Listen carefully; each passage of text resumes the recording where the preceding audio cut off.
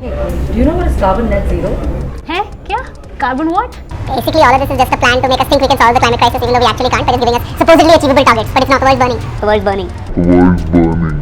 मतलब जितना कार्बन हम इनहेल करते हैं उतना एक्सहेल करते हैं, मतलब इन्वायरमेंट में वैल्यू ज़ीरो होनी शायद. Some intellectual bullshit. Anyway, carbon, global warming और all सब real नहीं होता है. Oh, I know this. It's zero carbon emissions. Not quite. But let me explain what carbon net zero or carbon neutrality means. Today on the Climate Change Dictionary, we are talking about carbon net zero, possibly the buzziest of the buzzwords in the global politics of climate change right now. Simply put, carbon net zero does not mean zero carbon emissions. It means a state in which a country's carbon emissions are removed from the atmosphere by carbon absorption or sequestration, and cutting down on all emissions as much as we can, balancing out the total emissions and leading to what could be called carbon neutrality. An oversimplified example would mean if a factory's total carbon emissions are 100 tons. Let's say you retrofitted a plant to reduce your emissions by 60 tons. Now there are still 40 tons left.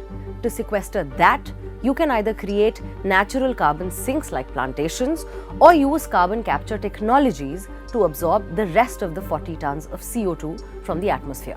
And voila, you are net zero. But why is net zero important?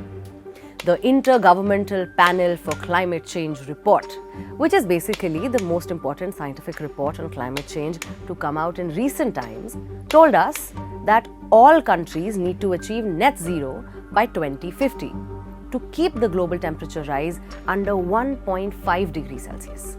Meaning, if the world is emitting more carbon than it is able to remove from the environment, it will make the globe warmer by 1.5 degrees Celsius. Currently, we are at 1.1 degrees Celsius. And if that happens, well, we all know the classic doomsday narrative that will play out. Melting of the glaciers, rising of the sea levels, deaths of polar bears. But how does this affect you and me? All this also translates to more floods and drought, severe heat waves and intense cold waves and loss of lives and millions of livelihoods. I'm sure you're catching the drift of where this is going now. But other than catastrophic environmental losses, net zero is also really about global politics. And now more than ever, because the UN COP26, which is the United Nations Conference of Parties on Climate Change, is happening after 2 years starting October 31st. And well, COP26 is to climate change what Met Gala is to fashion. Countries need to show up with ambitious net zero targets that impress everyone and save the world. Sort of like AOC's Tax the Rich gown, but more dramatic. And while the US and Chinas of the world, like the Lady Gagas of the Met, plan on dazzling the stage with fancy sounding targets of achieving net zero by 2050 and 2060 respectively, India and other developing countries have no net zero targets to announce yet and are under extreme pressure to do so. But why is India resisting committing to net zero? First, because despite being the third largest CO2 emitter of the world, India's per capita emissions are really small compared to the world average and especially US and China. While the US is responsible for 25% of cumulative global emissions, India is just at 3% so far. And while these countries, which are historical emitters, have outrun their carbon quota, emerging countries like ours are saying that we need to burn more coal to develop because we still have basic development parameters to achieve, like electricity in our villages. Second, because we don't have the money.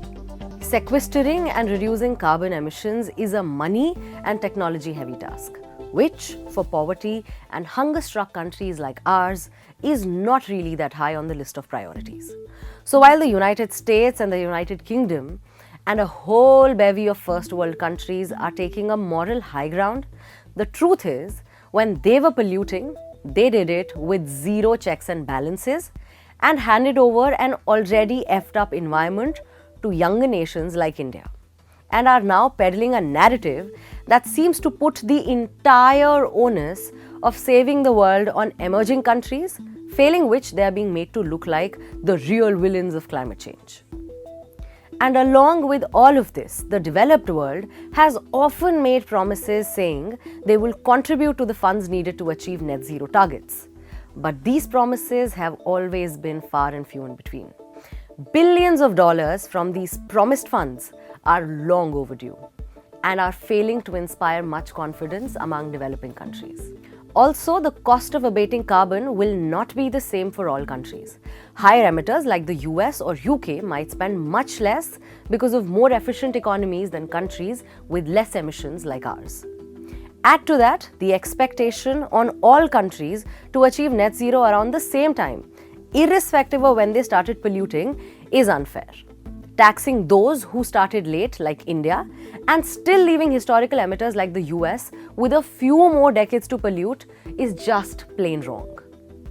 So India or other developing nations are not the absolute villains making net zero an unattainable goal for the world. But we are also taking a little extra time to join the global action around net zero. Why? Because we need time to define what net zero really means for us here in India. And while the developed countries will want to make it sound like net zero is the only key to solving all climate crises, it ain't so simple. Not if you don't follow it up with realistic net zero targets.